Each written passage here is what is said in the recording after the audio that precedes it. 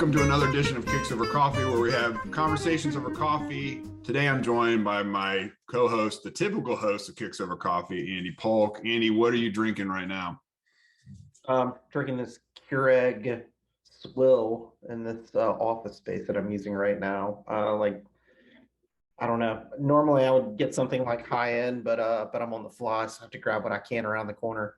Yeah, well, I'll totally make myself look super lame. I'm drinking a honey charcoal latte with oat milk. So if that doesn't totally emasculate me, I don't know what will. Did you get it? Did you go out and get that? Did you venture out? I did venture out. Yeah, I was about to say, if you're making that at the house, like that's a lot. No. I don't. I'm a Keurig guy at the house typically, although I do French press from time to time and pour over. And I went through this thing where I was making Vietnamese coffee and even nitro cold brew, but right now I'm just doing the K cups. It's super convenient. Yeah, my sister came into town with my family the other weekend, and I usually get ground beans from Puerto Rican import company inside of New York. And they have all these different types. So I'm always just fascinated trying different things. So I ground some up and sent them home with her. And I think she's used the Folgers or something as a school teacher on a budget. And she texted me and she's like, I literally am jittering right now because this coffee is so, I was like, that's how real coffee tastes. Yeah, that doesn't help with the room full of kids either. So true. Wanted to talk to you about a trip you recently took to MIT, Andy, to talk about sustainability and shoe circularity. And for those who don't know, who are watching this for the first time or not plugged into FDRA, Andy is one of the top critical thought leaders when it comes to footwear and sustainability. Am I biased? Of course. Am I wrong? Absolutely not. So, Andy, you were invited up to MIT. Before you tell me what actually happened, I had this vision of like the cast of Big Bang Theory sitting around a room with a bunch of shoes, and then you walk in, and then the meeting starts. Was it anything like that at all? No, it was interesting. MIT did a really good job, and I think this is why there's a difference between normal great colleges in the U.S. and then high-end institutions, right? It's the intensity. It's the intensity of education is different. I mean, my master's program was similar to that at LSC. I mean, it's just separate in terms of ambitions of learning, intensity of learning, quality of folks. And MIT, I think, is a leader in kind of institutional research and development for numbers of industries simply because they work not just in critical thought, but in actually trying to make a difference tangibly. And so there were a number of professors and students that were there, but there was also about 16 different shoe brands and companies. So they actually, brought together leading thinkers with people actually having to do the job to balance out the discussion. So I thought that was really important, really insightful. And I'm glad when you teed me up and you said I was, one of the critical thought leaders. That's very nice of you, but I'm glad you don't say expert. I think at FDRA, we don't think ourselves as experts, right? Yeah. We just try to drive the conversation and be an honest broker among experts and help people find the right way forward. And that's basically what we're trying to do with MIT is if they're willing to lead discussions around circularity and recycling and things like that, things we worked on too, then our job is to help, empower that and support that any way that we can. And I think the more people like MIT or other really thoughtful people working in this space, the better that we can find different ways forward. Yeah, I like that analogy. I mean, I think of us as the eyes above a maze, right? And our brands, the ones that are making the way through the maze. Or to use a North Carolinian analogy, you have a NASCAR race and you have the race spotter, and you're the spotter, right? You see what's coming up, the hard bank left turn, which is at every race all the time, or the crash, or the opportunity to take the lead. And I think that's what we try to do here. And you do a really good job of like hovering above the landscape and surveying it constantly, because our folks in the trenches and our consumer or our worker survey on sustainability showed that our workers don't feel like they have the technical abilities to meet what the brands are saying they can do. And so you're able to hover above that and start to really develop a program that meets those needs to folks that are in the trenches. Yeah, and I think that's what the day was about at MIT. It was really focused around this idea and concept of circularity, which is a really difficult thing, right? Most of us, the industry, if I would say the state of the industry right now is substitution. Simply looking at materials and making better material choices for environmentally preferred materials, right? That's where we're at. And for an industry, it's positive, but that's not the hard work.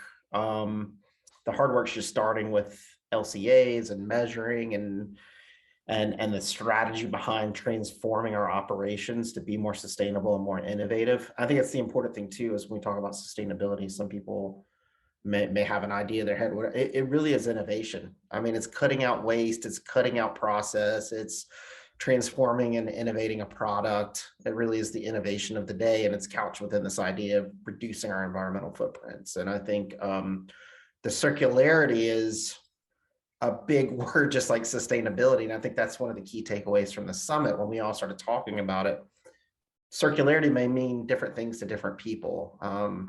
Some purists may see circularity as fully circular, meaning the footwear has to be recycled back into another shoe, right? Like how we do that. That is otherworldly hard at this point in time, based on the construction type we have, materials, adhesives, all number of things. Right. We just don't, our industry was never built to recycle a shoe and put it back into another shoe. So other people think of circularity as upcycling or downcycling product, right? Can we take a shoe and put it into asphalt or into a playground, or can we take it and upcycle it into a higher quality product of something else, right?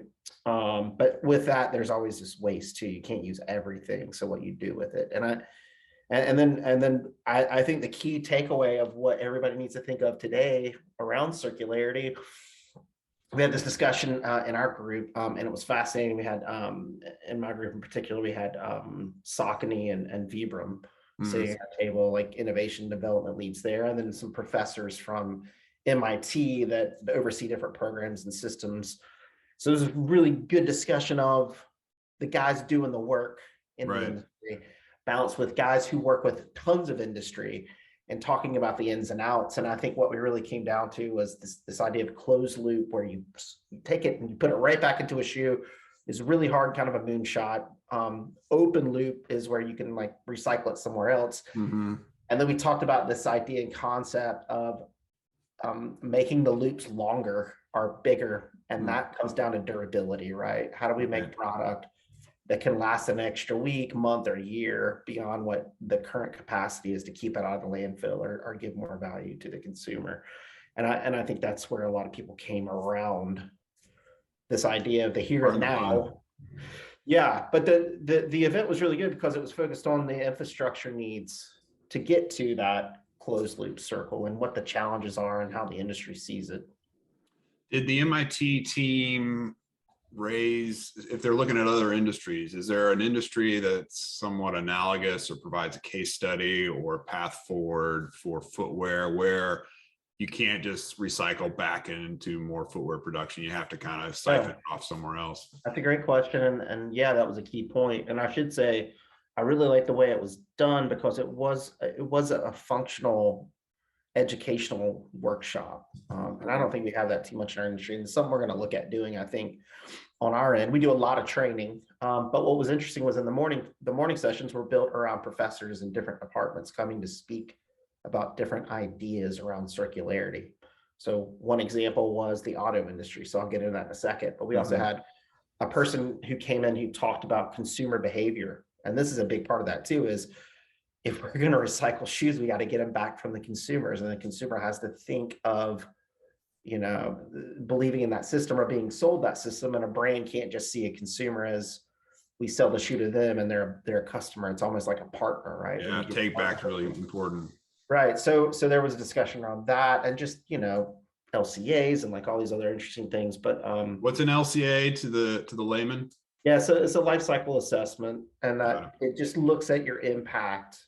To basically say this, it's a really expensive, in-depth look at the impact of your product, how the materials, how it's made, how it's shipped, how it's used, and you can measure different aspects of your supply chain. But it allows people to actually see, their impact and see the problem areas where they need to focus effort or money on. So there was some focus on that, and we're trying to find ways with MIT to look at that for the industry. But But the auto industry, so a guy who works for MIT's automotive group, who works with every major company, auto company out there, they come in and they pull money and they look at targeted issues, right? And so he was really focused on like what steel, copper, this transformation of electric cars and what that means for materials that they need, from circuits to aluminum. So cars are getting, so if I think of my grandfather's car from the 70s, it was complete steel. If you hit a tree, the tree would fall over. If you hit a tree with your car falls over, right? It's completely different material makeup. But he was showing like how you have to structure a 10 or 15 year out to see where your challenges with commodities are going to be. This is something in footwear we don't really do a good job of. Right. But he also said, like footwear, the automotive industry uses hundreds of independent parts and materials to make up the car. But like the industry as well, the copper is infused with the steel or aluminum or other products to where it makes copper extremely difficult to extract if you're going to take a car to to be recycled. And that's a lot of what happens to cars. You take it to a place and they crush it, or they reuse parts or whatever. But the copper is somehow like it helps conduce the energy exchanges across the whole platform of the car. And I saw a lot of that, and we all did, with how shoes are and the way they're constructed. Is you got these materials stuck together, or Right. it's really hard to. So what do you do with that? And he was just looking at the changes and the shifts that were happening, and he actually showed us a chart where they're looking at the future with all the different materials about how they're trying to do take back and how they're looking at copper extraction. So there's not so much. His point was we're going to have limited resources in the future, and we're going to have to do these take backs and these pullbacks in order for it to make it work, because the commodities are going to cost more, and eventually recycling could level out the cost, right? Right.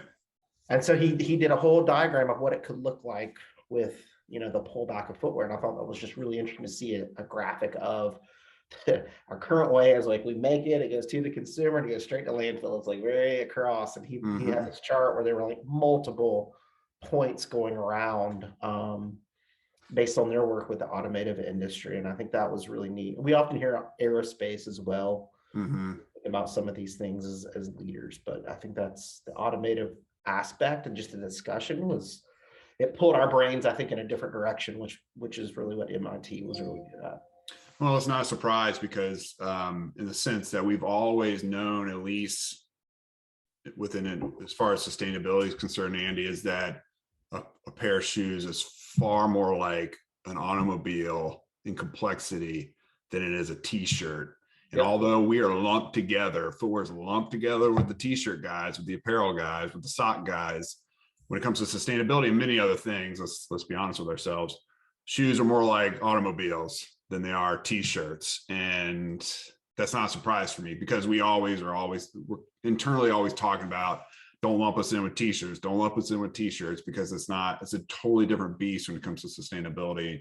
And so to have MIT professors kind of affirm that and infer it by pointing to automobiles as an example, this isn't a surprise that this is how it played out. Yeah, that's why we're at MIT too, right? If somebody had a solution, someone would be making a ton of money doing this. And there are, I would say, we started doing research around what this would look like for recycling facilities and the challenges, and that was really what was discussed. Is right. The industry has a multitude of different materials, and they construct it differently, and they all have different RSLs. So chemical issues are a huge issue to who you sell it to, and what the use is. If you have a shoe that isn't exactly well compliant, you don't want it landing in a playground in a rubberized setting that may cause harm to kids. That would be bad.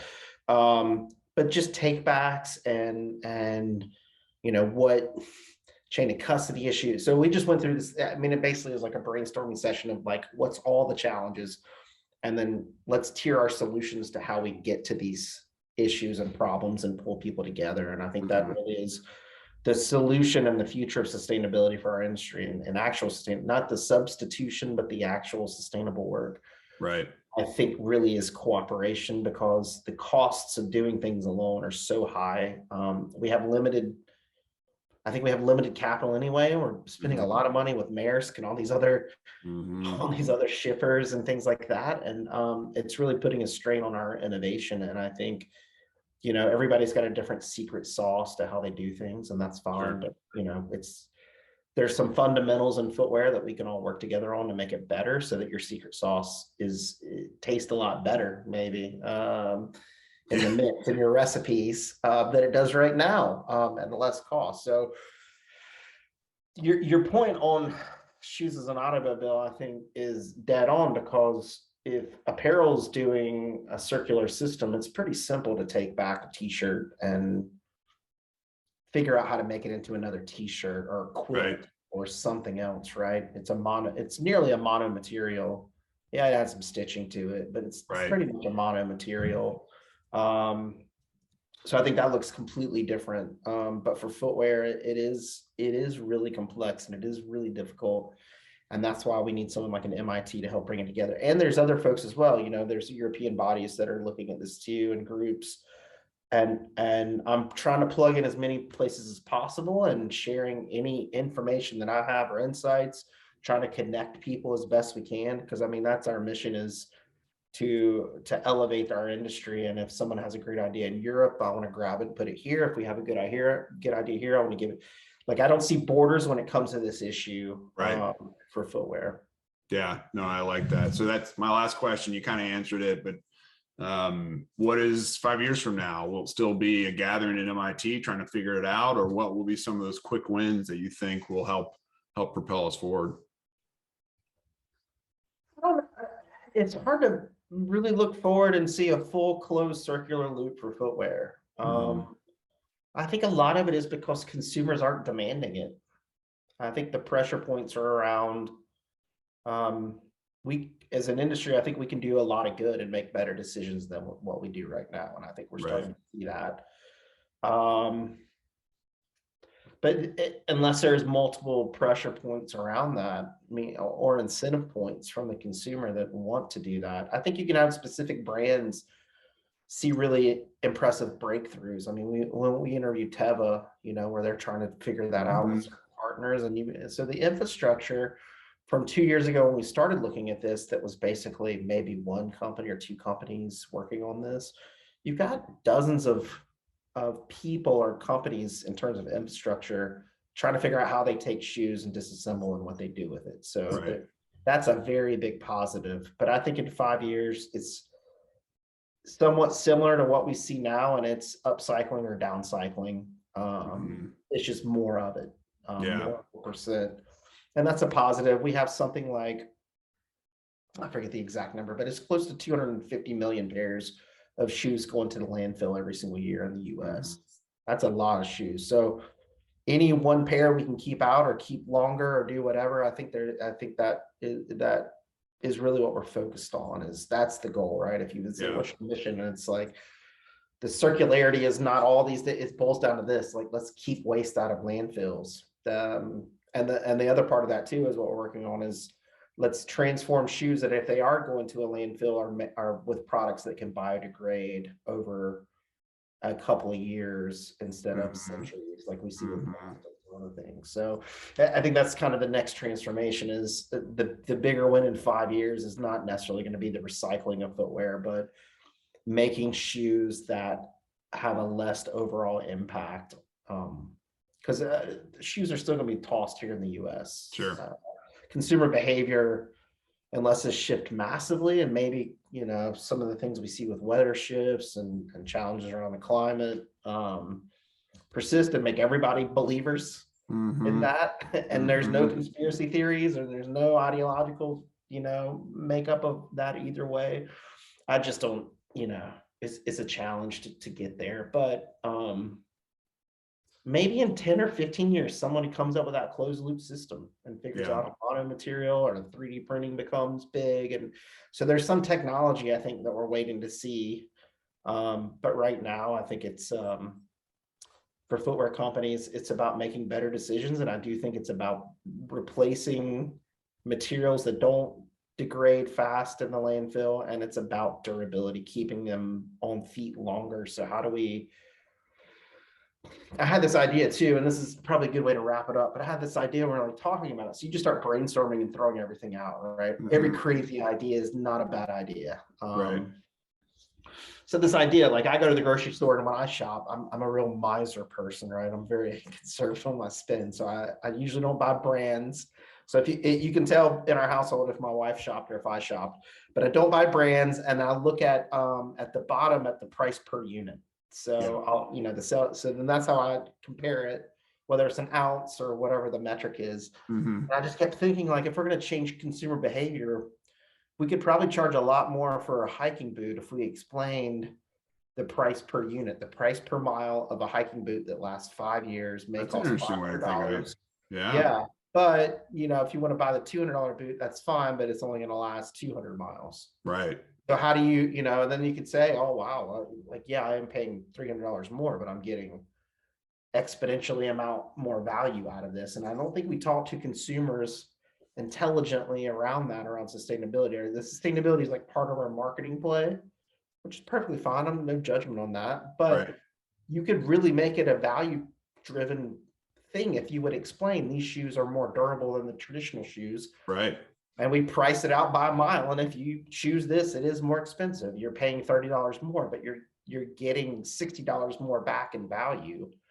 And you're helping the planet, and so I think if we couch it in those terms or just think about it differently, and this is a complete side too, but I just think our digital models are all elementary. Like our e-commerce models and footwear and apparel and retail, it's like extremely elementary, where we try so hard to reduce the friction of buying, right? Right. See something, we want you to buy it immediately, swipe it. We've already got Yeah. your info, great, right? Yeah. So I get that, but intelligent shoppers, especially right now with prices going out of control, are going to be much more keen to not just swipe and like look and say, do I need this?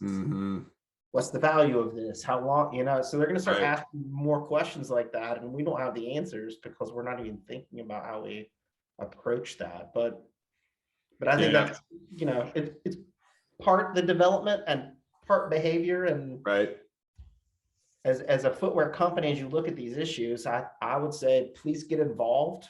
Our sustainable working group, we try to have a call once a month, and it's just an exchange of ideas. We have experts on that will help guide and shape what's happening. But just so you don't miss out on anything, I think every different piece of the puzzle matters a great deal right now as you formulate strategies. So I think just getting involved and sharing ideas, and the other part is just what we said. Little pieces matter too, in terms of like making a better choice for a material and making making it last a little bit more long. And Right. so it's little steps. Circularity is kind of a big leap, but sometimes we need big moonshots to get us out of our comfort zone too. Yeah, I totally agree with that. I love the price per mile approach, because there's already wear testing built into these products. So you could figure out what that metric is already using wear testing. So I think that's really, really interesting. Especially with running shoes, right? Like the running shoe companies know, like when the tread gets down, and the athletes know too. They're like, you can tell you're so in tune with your body that you probably know when the midsoles compress too much, and you're going to start having shin splints or something like that. But you never spread around. But in particular, I just want to thank MIT for their leadership and pulling people together on this. There's a great team there.